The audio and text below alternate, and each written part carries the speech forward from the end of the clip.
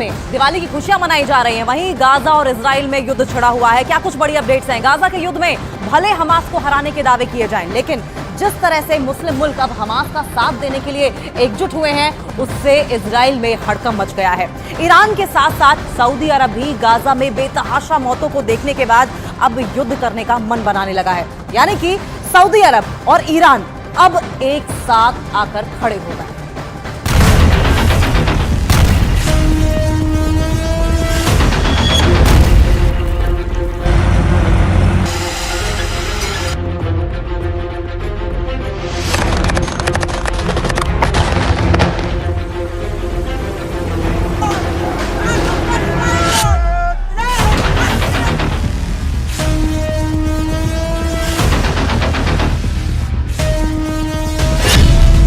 रहा है हमास मुस्लिम देशों की गुप्त बैठक।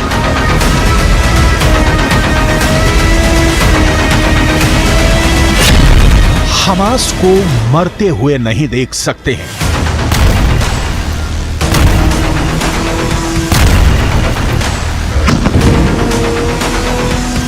गाजा को नक्शे से मिटते हुए नहीं देख सकते हैं।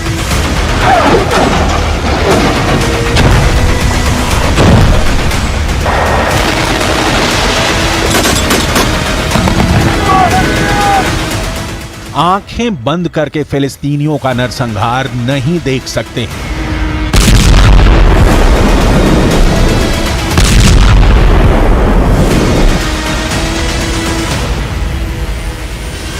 इजराइल मान जाओ, वरना दुनिया के नक्शे से मिटा देंगे।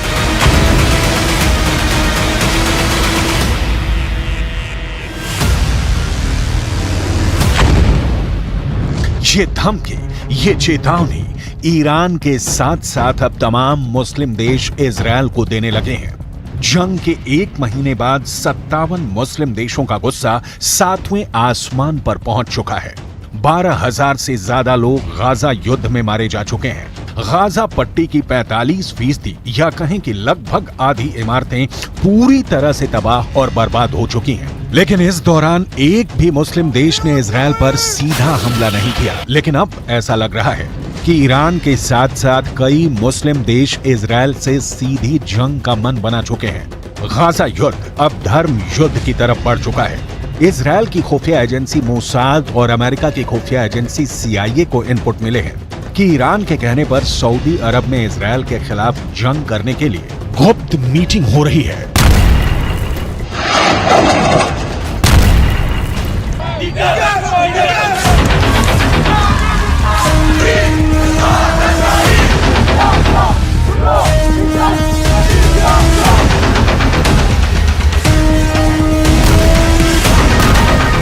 وحدت کشورهای اسلامی بسیار مهمه که یکی از جلوه‌های این نشست همین وحدت کشورهای اسلامی خواهد بود.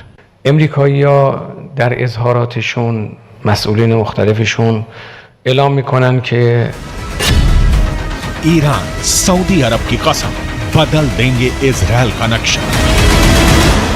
ईरान, सऊदी अरब, सीरिया, जॉर्डन, कम से कम ये 5 मुस्लिम देश इजराइल पर मिलकर कभी भी हमला कर सकते हैं।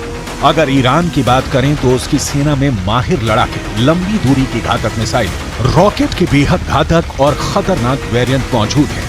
यहाँ तक कि ईरान के पास अराश 2, मोहाजिर 10 और शाहिद सीरीज के ऐसे आत्मघाती ड्रोन हैं जो इजरायली सेना पर बहुत भारी पड़ जाएंगे।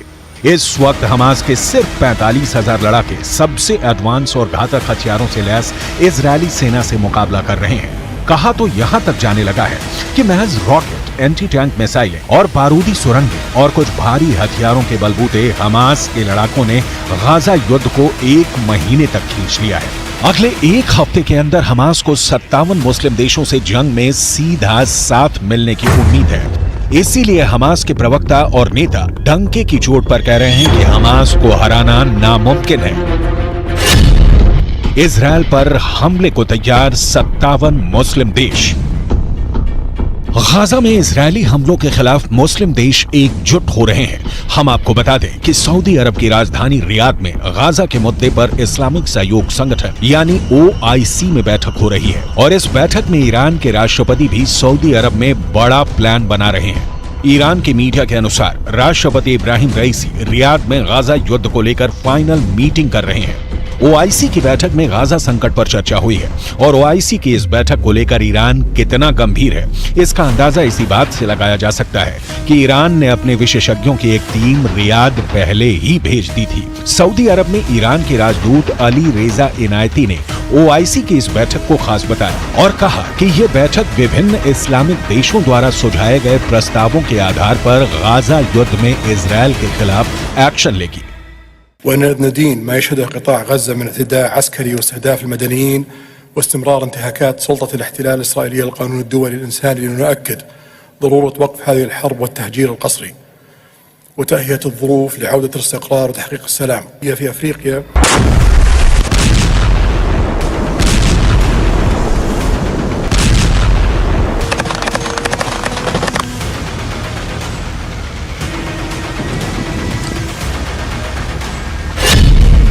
बहुत हुई बात, बारूद से मिलेगा जवाब। بیتاب میشن، نیروهای مقاومت بیتاب میشن، کسی جلو اینا رو دیگه نمیتونه بگیره. اینه بدانن، توقع نکنن از کسانی که نگذارید فلان گروه فلان کارو بکنه. کسی نمیتونه جلو اینا رو بگیره وقتی بیتاب شدن. یه واقعیتی است که وجود داره. एक तरफ उत्तरी गाजा से 11 लाख लोग दक्षिणी गाजा की तरफ भाग रहे हैं। लाखों फिलिस्तीनी और गाजा के लोगों के लिए गाजा की जमीन साक्षात नरक बन चुकी है। इधर हमास के टॉप कमांडर इस्माइल हानिया ईरान के साथ मिलकर इजरायल से लंबे युद्ध की जबरदस्त तैयारी कर रहे हैं। जरा इन तस्वीरों को देखिए। हमास के नेता और टॉप कमांडर इस्माइल हानिया ईरान के विदेश मंत्री हुसैन अमीर अब्दुल्लाहियान के बीच एक जबरदस्त मीटिंग हुई थी। कतर की राजधानी दोहा में हुई इस मीटिंग में ईरान ने हमास के लीडरशिप को साफ बता दिया है कि ईरान इजरायल के खिलाफ जंग में उतर चुका है। अब ईरान की बेतहाशा सैन्य ताकत हमास की ताकत बन गई है। यानी गाजा में अब इजरायल को सिर्फ हमास से नहीं बल्कि ईरान की सेना, लेबनान के हिजबुल्लाह लड़ाकों और हमास के सुरंग जिहादियों से जंग करनी पड़ेगी। देखिए ईरान के विदेश मंत्री हुसैन अमीर अब्दुल्लाहियान ने इजरायल को क्या धमकी दी है।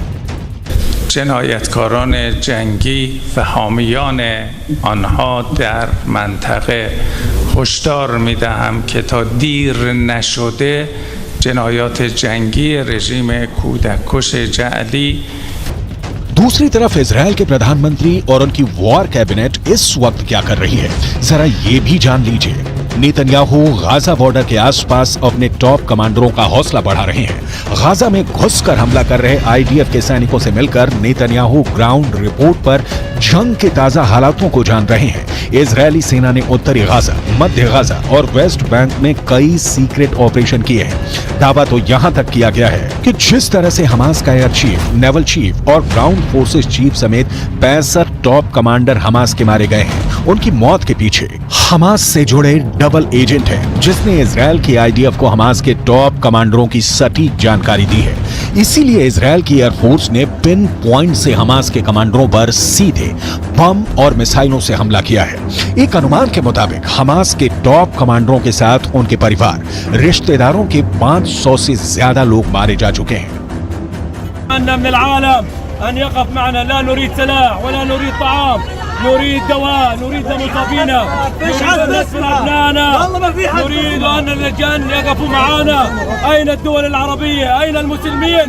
كلنا مع الفاضي. احنا بنطالب بس بدنا دواء، بدنا دواء، بدنا أطباء، بدنا ندفن أولادنا، مش قادرين نجيبهم. بيت حنون دمرت، بيت لاهيا دمرت بالكامل. الضحايا والشهداء بالماء. كيف نقلتوهم؟ كيف نقلتوهم؟ تساعدونا، لا نريد أكل ولا نريد سلاح. इजरायल के रक्षा मंत्री योव गैलेंट, इजरायली सेना के chief of defence staff Herzi Halevi, IDF के ब्रिगेडियर जनरल इत्जेक कोहेन का साफ कहना है कि हमास को गाजा पट्टी में अब दोबारा कभी नहीं घुसने देंगे और न ही अब गाजा में कभी भी हमास का एक भी लड़ाका या नेता जिंदा बच पाएगा। इजरायली सेना की स्पेशल फोर्स इस वक्त गाजा सिटी के बेहद अंदर घुसकर ऑपरेशन चला रही है। इजरायली सेना के टॉप कमांडर्स की मीटिंग में एक ही बात पर खास जोर दिया जा रहा है कि हमास की भीषण तबाही और इजरायली सैनिकों को हमास के जानलेवा हमलों से बचाना है। यही वजह है कि इजरायली जमीनी सेना से खुफिया इनपुट लेकर उत्तरी गाजा, दक्षिणी गाजा और वेस्ट बैंक में चुन चुन कर भीषण हवाई हमले कर रहे हैं।